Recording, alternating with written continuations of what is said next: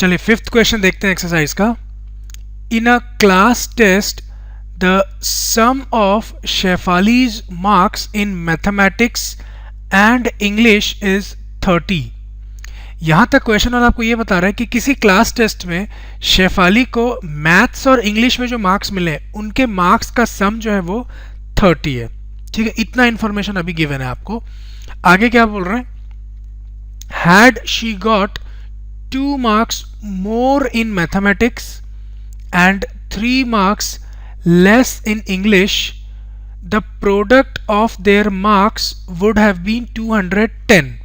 अब आगे आपको ये बता रहे हैं अगर उसको मैथ्स में 2 marks ज़्यादा मिलता और इंग्लिश में 3 marks कम मिलता, तब जो उनके मार्क्स होते मैथ्स और इंग्लिश में उनका प्रोडक्ट 210 है। ये आपको गिवन है।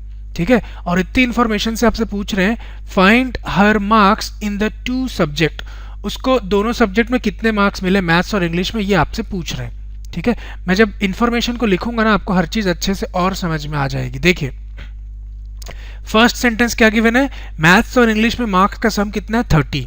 इस इंफॉर्मेशन को मैं लिखता हूं, लेट शेफालीज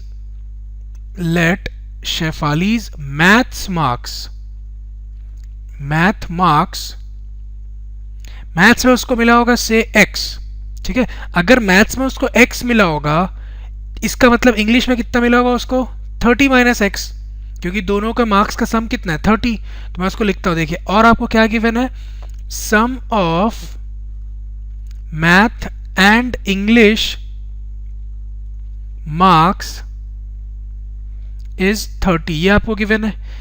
देयरफॉर इंग्लिश के जो मार्क्स होंगे, इंग्लिश मार्क्स वो होंगे आपके 30 माइनस x। ठीक है, टोटल मार्क्स जो उसको मिला मैथ्स और इंग्लिश में वो 30 है, आउट ऑफ विच मैथ्स में x मिला है उसको, इसका मतलब इंग्लिश में मिला होगा 30 माइनस x। ठीक है, अब आगे क्या गिवन है आपको कि अगर उसको, मैं दूसरा केस बता रहा हूं, आगे हैड शी गॉट से जो क्वेश्चन शुरू हुआ है, अगर उसको मैथ्स में 2 मार्क्स और मिलते इसका मतलब x क्या बन जाता है x प्लस 2, लेकिन इंग्लिश में 3 मार्क्स कम मिलते तो इंग्लिश के मार्क्स जो 30 माइनस x है इसमें 3 और लेस करना है आपको। ठीक है, इनके मार्क्स का जो प्रोडक्ट है इन दोनों का वो आपको गिवन है 210। तो मैं उसको लिखता हूं, आपको क्या गिवन है आगे, यस x प्लस 2, मैथ्स में 2 मार्क्स पढ़ा दिया हमने, into product of 30 minus x, English का मार्क्स शुरू में जो था -3 क्योंकि 3 मार्क्स उसको कम मिल रहे हैं। नेक्स्ट केस में अगर कम मिलते हो तब की बात हो रही है, इनका प्रोडक्ट आपको गिवन है 210। अब इसको सॉल्व करते हैं। देखिए अब मेरे को इसी इंफॉर्मेशन को एक क्वाड्रेटिक इक्वेशन बनाना और फिर क्वाड्रेटिक को मैं सॉल्व करके x कैलकुलेट कर लूंगा। चलिए आगे देखते हैं। Now it can be rewritten as x plus 2 into, देखिए 30 माइनस 3 इज 27, तो ये बन जाएगा 27 माइनस x इक्वल्स टू 210। अब इनको मल्टीप्लाई करिए, x into 27 is 27x, x into minus x is minus x square, 27 into 2 is 54, 2 into minus x is minus 2x, यहाँ पे माइनस 2x आएगा इक्वल टू 210। ठीक है, अब आप एक चीज देखिए, 27x माइनस 2x कितना होगा, 25x minus x square plus 54, 210 को मैं LHS में लेके आऊंगा तो माइनस 210 होगा इक्वल टू 0, क्योंकि जो स्टैंडर्ड फॉर्म होता है हमारा ax square plus bx plus c equal to 0, उसमें RHS में हमको 0 चाहिए होता है, इसलिए RHS में 0 लाने के लिए मैंने 210 को LHS में ट्रांसफॉर्म कर दिया, शिफ्ट कर दिया, मैंने ट्रांसफर कर दिया।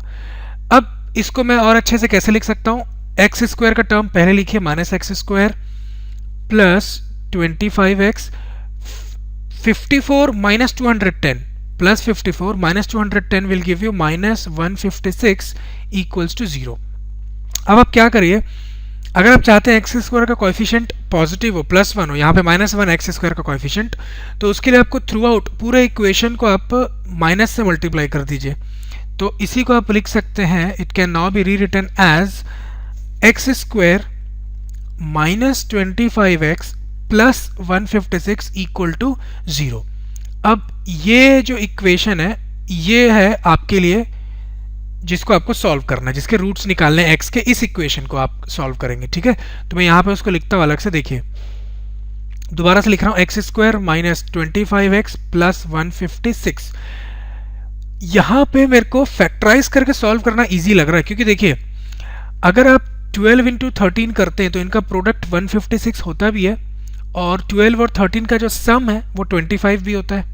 इसका मतलब आप इसको ऐसे लिख सकते हैं x square minus 12x minus 13x plus 156 equal to 0। यहाँ भी इक्वल टू 0 छूट गया था, ठीक है। अब फर्स्ट टू टर्म्स में आप x कॉमन ले लीजिए तो मिलेगा x माइनस 12, माइनस 13 आप लास्ट टू टर्म्स में कॉमन लीजिए तो मिलेगा again x minus 12 equals to 0। अब x माइनस 12 कॉमन दिखेगा आपको तो लिख दीजिए x minus 12 into x minus 13 बचेगा यहाँ पे equals to 0, which implies that either x plus 2 equal to 0 और x माइनस 13, एक्चुअली ये 12 है, मेरे से 2 लिखा गया गलती से, ये 12 है, x माइनस 12 यहाँ पर भी इधर x माइनस 12 इक्वल टू 0 और x minus 13 equals to 0, which gives x is equal to 12 और x इज इक्वल टू 13। इसका मतलब जो मैथ्स में उसको मार्क्स मिले होंगे ये, वो या तो उसको 12 मिले होंगे या 13 मिले होंगे। मतलब दो पॉसिबिलिटी है यहाँ पे, there are two cases. Case 1 में क्या हुआ होगा कि मैथ्स में उसको मिला होगा 12, तो इंग्लिश में कितना मिलेगा 30 minus x, it means 30 minus 12 which is 18। Second case क्या हो सकता है कि उसको मैथ्स में मार्क्स ऑब्टेन किया होगा उसने 13, और अगर मैथ्स में उसको 13 मिलेंगे तो इंग्लिश में कितना हो जाएगा 30 माइनस 13 दैट इज 17, तो इंग्लिश में उसका मार्क्स हो जाएगा 17। ये अगर आपको नहीं दिख रहा तो मैं अच्छे से लिख देता हूँ, ये 13 है वैसे, ठीक है। तो जो फाइनल आंसर है आपका वो या तो ये हो सकता है या फिर ये हो सकता है, दोनों की पॉसिबिलिटी है, ठीक है। चलिए आई होप समझ में आ गया होगा आपको। नेक्स्ट क्वेश्चन देखते हैं।